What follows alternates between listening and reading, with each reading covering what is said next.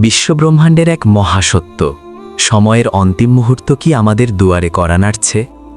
আজ থেকে ১৪০০ বছর আগে মরুভূমির সেই পবিত্র মানুষটি আকাশের দিকে আঙুল তুলে এক ভয়াবহ সতর্কবাণী দিয়েছিলেন। তিনি বলেছিলেন, কেয়ামত এবং আমার আগমন এই দুটি আঙুলের মতো মিশে আছে। ইতিহাসের সেই শেষ অধ্যায় কি তবে শুরু হয়ে গেছে? চলুন আজ আমরা সময়ের সেই চূড়ান্ত পরিণতির পথে এক অদ্ভুত যাত্রা শুরু করি। ইতিহাসের পাতায় চোখ রাখলে আমরা দেখতে পাই ছোট ছোট অনেক আলামত, যা একসময় অসম্ভব মনে হতো, আজ তা দিবালোকের মতো সত্য। জ্ঞান হারিয়ে যাচ্ছে এবং অজ্ঞতা সমাজকে গ্রাস করছে। মানুষ যখন বড় বড় অট্টালিকা বানানোর প্রতিযোগিতায় মত্ত হবে, ঠিক তখনই বুঝতে হবে সময় ফুরিয়ে আসছে। কিন্তু এই পরিবর্তনের পেছনে লুকিয়ে থাকা আসল রহস্যটি আসলে ঠিক কী? আমরা কি সেই মহাপ্রলয়ের খুব কাছে?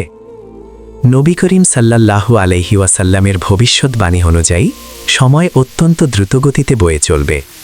একটি বছর পার হবে একটি মাসের মতো এবং একটি মাস চলে যাবে মাত্র এক সপ্তাহের ব্যবধানে। আজকের এই যান্ত্রিক যুগে আমরা কি অনুভব করতে পারছি না যে সময় আমাদের হাতের মুঠো থেকে বালুর মতো ঝরে পড়ছে? এটি কি কেবল বিজ্ঞানের অগ্রগতি, নাকি মহাকালের কোনো এক অমোঘ সংকেত যা আমাদের বারবার সতর্ক করছে? হাদিসের বর্ণনায় এসেছে, মরুভূমির আরব দেশগুলো একদিন সবুজ বাগানে পরিণত হবে। পাহাড় কেটে তৈরি করা হবে সুড়ঙ্গ পথ এবং পানির প্রবাহে বদলে যাবে ধূসর মরুপ্রান্তর।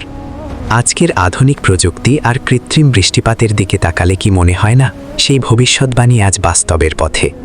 প্রকৃতির এই আমূল পরিবর্তন কোনো সাধারণ ঘটনা নয়, বরং এটি ইতিহাসের সেই শেষ অধ্যায়ের সূচনা, যা আমাদের অন্তিম গন্তব্যের দিকে নিয়ে যাচ্ছে। সমাজে যখন অনৈতিকতা এবং পাপাচার সাধারণ বিষয়ে পরিণত হবে, তখন পৃথিবী এক অস্থির রূপ ধারণ করবে। মানুষ তার নিজ আমানত রক্ষা করতে ভুলে যাবে এবং অযোগ্য ব্যক্তিরা শাসনের মসনদে বসবে। বড়দের প্রতি সম্মান আর ছোটদের প্রতি স্নেহ যখন উঠে যাবে, তখন বুঝে নিতে হবে পৃথিবীর পরম আয়ু আর বেশি দিন অবশিষ্ট নেই। অস্থির এই পৃথিবীর প্রতিটি স্পন্দন যেন আজ সেই চরম সত্যেরই প্রতিধ্বনি করছে। কিয়ামতের ছোট আলামতগুলো একে একে প্রকাশ পাওয়ার পর শুরু হবে এক মহাকাব্যিক রূপান্তর।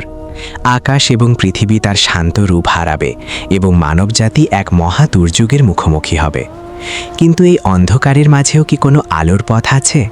হাদিসের পাতায় বর্ণিত সেই মহান নেতার আগমন কি তবে খুব নিকটে, যিনি এই অশান্ত পৃথিবীতে শান্তি আর ন্যায়ের শাসন কায়েম করবেন? সেই মহান অধ্যায়ের নামই হল ইমাম মাহদির আবির্ভাব। যখন পৃথিবী জুলুম আর অত্যাচারে ভরে যাবে, তখন মক্কা নগরীতে আত্মপ্রকাশ করবেন এক মহান ব্যক্তি। তিনি হবেন মহানবীর বংশধর এবং তার নাম হবে নবীজির নামের মতোই। সারা বিশ্বের মুমিনরা তার পতাকা তলে একত্রিত হবে এবং শুরু হবে এক নতুন দিগন্ত। কিন্তু এই পথ কি খুব সহজ হবে? না, বরং এটি হবে ইতিহাসের সবচেয়ে কঠিন পরীক্ষা, যেখানে সত্য আর মিথ্যার মধ্যে এক চূড়ান্ত বিভাজন তৈরি হবে। ইমাম মাহদির শাসন সময় পৃথিবী তার লোকালুসংকট বের করে দেবে। আকাশ থেকে রহমতের বৃষ্টি ঝরবে এবং জমিন হয়ে উঠবে শস্য শ্যামল। মানুষের অভাব দূর হবে এবং শান্তি ছড়িয়ে পড়বে প্রতিটি ঘরে। কিন্তু এই প্রশান্তি কি স্থায়ী হবে? দীর্ঘ এই শান্তির চাদর সরিয়ে হঠাৎ আবির্ভূত হবে এক ভয়ঙ্কর ফিতনা, যার কথা প্রতিটি নবী তার উম্মতকে সতর্ক করে গেছেন। সেটি হলো দাজ্জালের ভয়াবহ আত্মপ্রকাশ। কিয়ামতের বড় আলামতগুলোর মধ্যে দাজ্জাল হবে সবচেয়ে ভয়ঙ্কর পরীক্ষা। সে একচোখ অন্ধ অবস্থায় পৃথিবীর বুকে তাপিয়ে বেড়াবে এবং নিজেকে ঈশ্বর দাবি করবে। তার হাতে থাকবে জান্নাত ও জাহান্নামের মিথ্যা প্রলোভন। বাতাসের গতিতে সে এক শহর থেকে অন্য শহরে ভ্রমণ করবে এবং মানুষকে বিভ্রান্তির চরম সীমায় নিয়ে যাবে। যারা ঈমানে দুর্বল, তারা কি পারবে এই অভাবনীয় জাদুর মায়া কাটিয়ে সত্যকে আঁকড়ে ধরে বেঁচে থাকতে? দাজ্জাল যখন পৃথিবীর অধিকাংশ মানুষকে বিভ্রান্ত করে ফেলবে, ঠিক তখনই সিরিয়ার দামেস্কের সাদা মিনারে অবতীর্ণ হবেন এক মহান সত্তা। তিনি আর কেউ নন, স্বয়ং ঈসা আলাইহিস সালাম। দুইজন ফেরেশতার কাঁধে হাত রেখে তিনি আসমান থেকে নেমে আসবেন। তার পবিত্র উপস্থিতিতে বাতিলের দাপট ধূসর মিশে যাবে। তিনি দাজ্জালকে খুঁজে বের করবেন এবং লুদ্দ নামক স্থানে তাকে চিরতরে খতম করে এই পৃথিবীকে কলঙ্কমুক্ত করবেন। দাজ্জালের মৃত্যুর পর পৃথিবী আবার এক অলৌকিক শান্তিতে ফিরে আসবে। মানুষ একে অপরের প্রতি হিংসা ভুলে যাবে এবং বাঘ আর হরিণ একই ঘাটে জল পান করবে। ঈসা আলাইহিসসালাম পবিত্র শরীয়ত অনুযায়ী পৃথিবী পরিচালনা করবেন। এটি হবে ইসলামের স্বর্ণযুগ, যেখানে কোনো অভাব থাকবে না, কোনো অবিচার থাকবে না। কিন্তু এই সোনালী সময়ের পরেই কি তবে পৃথিবীর সমাপ্তি ঘটবে, নাকি অন্য কোনো রহস্য এখনও বাকি রয়ে গেছে? ঠিক তখনই ইতিহাসের পাতায় যুক্ত হবে ইয়াজুজ আর মাজুজের অধ্যায়। এক বিশাল জনবাহিনী যারা পৃথিবীর এক প্রাচীরের আড়ালে বন্দী হয়ে আছে, তারা সেই দেয়াল ভেঙে বেরিয়ে আসবে। তারা সামনে যা পাবে সব ধ্বংস করে দেবে এবং সমুদ্রের পানি পর্যন্ত পান করে শেষ করে ফেলবে। তাদের এই বিশাল সংখ্যা আর হিংস্রতার সামনে সাধারণ মানুষের কোনো শক্তি থাকবে না। এটি হবে মানব ইতিহাসের এক মহাপ্রলয়ঙ্কারী মুহূর্ত। মানুষ যখন দিশেহারা হয়ে পড়বে, তখন আল্লাহর বিশেষ কুদরতে সেই অবাধ্য বাহিনী ধ্বংস হয়ে যাবে। পৃথিবী আবার পবিত্র হবে এবং এক নতুন ভোরের সূচনা হবে। তবে এই শান্তি বেশিদিন স্থায়ী হবে না, কারণ কিয়ামতের চূড়ান্ত ঘণ্টা বাজার সময় হয়ে আসছে। সূর্য তার স্বাভাবিক নিয়ম ভঙ্গ করবে এবং পশ্চিম দিক থেকে উদিত হবে। তওবার দরজা তখন চিরতরে বন্ধ হয়ে যাবে এবং পৃথিবীর মানুষের সামনে সত্য প্রকাশিত হবে। সূর্য যখন পশ্চিম দিকে উঠবে, তখন মহাবিশ্বের শৃঙ্খলা সম্পূর্ণ ভেঙে পড়বে। মানুষের মনে এক ভয়াবহ আতঙ্কের সৃষ্টি হবে এবং প্রতিটি আত্মা তার কৃতকর্মের হিসাব নিয়ে চিন্তিত হয়ে পড়বে। এটি এমন এক সময় যখন বিশ্বাসীদের ঈমান আর কোনো কাজে আসবে না, যদি তারা আগে থেকে প্রস্তুতি না নিয়ে থাকে। প্রকৃতির এই বিশাল পরিবর্তন আমাদের জানিয়ে দেবে যে এই নশ্বর পৃথিবীর দিন শেষ হয়ে আসছে। এরপর মাটির নিচ থেকে বের হয়ে আসবে এক অদ্ভুত প্রাণী, যা দাপ্পাতুল আর্দ নামে পরিচিত। সে মানুষের সাথে কথা বলবে এবং মানুষের কপালে ঈমান ও কুফরের চিহ্ন এঁকে দেবে। কার অন্তরে কতটুকু সত্য আর কার অন্তরে মিথ্যা লুকানো আছে, তা তখন সবার সামনে উন্মোচিত হবে। গোপন করার কোনো সুযোগ থাকবে না এবং প্রতিটি মানুষ তার প্রকৃত পরিচয় নিয়ে পৃথিবীর বুকে বিচরণ করতে থাকবে। অতঃপর এক স্নিগ্ধ শীতল বাতাস প্রবাহিত হবে ইয়েমেনের দিক থেকে।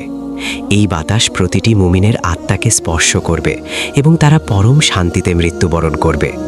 পৃথিবীতে তখন কোনো বিশ্বাসী মানুষ অবশিষ্ট থাকবে না। রয়ে যাবে কেবল সেই সব পাপী মানুষ যারা আল্লাহর নাম নিতে ভুলে গেছে। এই পৃথিবী তখন এক চরম বিশৃঙ্খলা আর অন্ধকারের রাজ্যে পরিণত হবে এবং শয়তানের রাজত্ব কায়েম হবে প্রতিটি প্রান্তরে। বিশ্বাসীদের বিদায়ের পর পৃথিবী এক অদ্ভুত রূপ ধারণ করবে।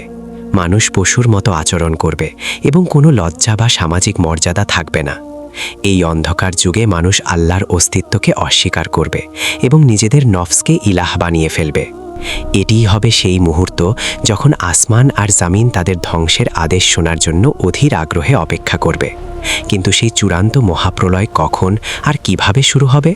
হাদিসের বর্ণনা অনুযায়ী 3টি বিশাল ভূমিধস হবে, যা পৃথিবীকে কাঁপিয়ে দেবে। একটি হবে পূর্ব দিকে, একটি পশ্চিম দিকে এবং আরেকটি হবে আরব উপদ্বীপে। পৃথিবী তার স্বাভাবিক ভারসাম্য হারিয়ে ফেলবে এবং আগ্নেয়গিরিগুলো জীবন্ত হয়ে উঠবে।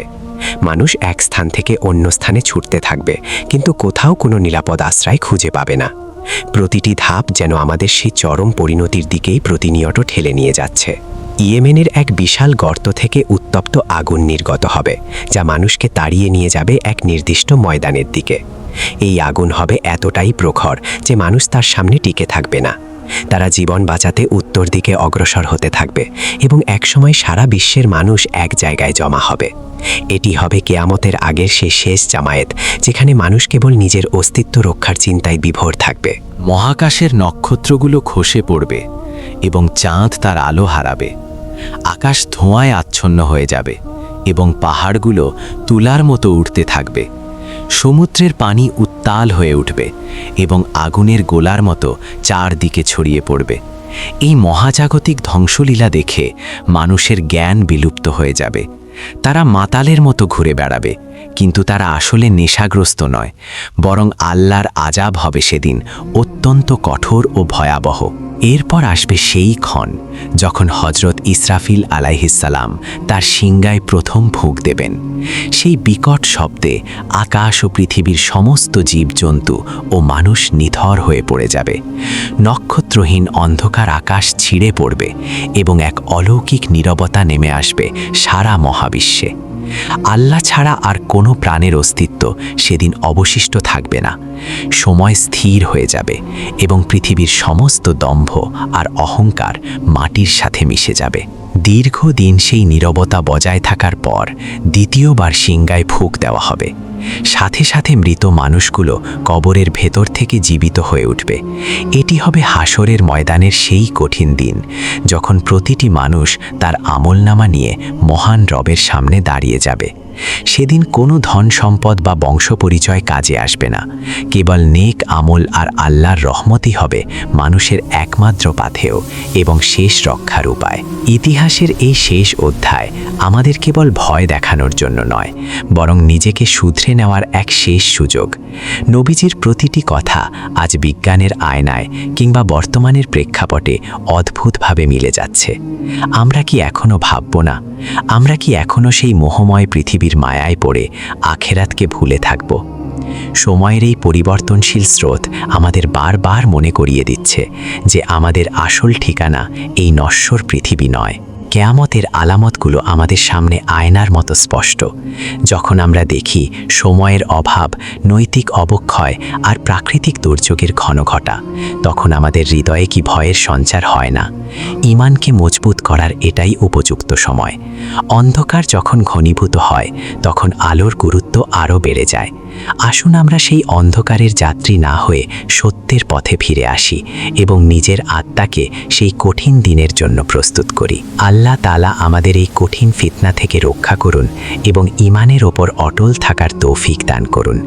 ইতিহাসের শেষ অধ্যায় আজ আমাদের দোরগোড়ায় দাঁড়িয়ে চিৎকার করে বলছে, ফিরে এসো তোমার রবের দিকে। আলামতগুলো প্রকাশ পাচ্ছে কেবল একটি সতর্ক বার্তা হিসেবে। পৃথিবী তার বিদায় ঘণ্টা বাজাচ্ছে এবং আমরা এক মহাপ্রলয়ের কিনারে দাঁড়িয়ে আছি। হে মানুষ, এখনো কি তোমার চোখ খুলবে না এই মহাসত্য দেখে? আমাদের এই সফর আজকের মতো এখানেই শেষ হচ্ছে, কিন্তু জীবনের আসল সফর শুরু হবে ঠিক সেই মুহূর্ত থেকে। আপনার ঈমান এবং আমলই হবে সেই দিনের একমাত্র বন্ধু। আজকের এই আলোচনা যদি আপনার অন্তরে বিন্দুমাত্র পরিবর্তনের ছোঁয়া দিয়ে থাকে, তবে নিজেকে আজই প্রস্তুত করুন। সময়ের সেই অন্তিম লগ্নে যেন আমরা সফলদের কাতারে থাকতে পারি। মহান আল্লাহ আমাদের সহায় হন এবং আমাদের সকলকে জান্নাতবাসী করুন। আমিন।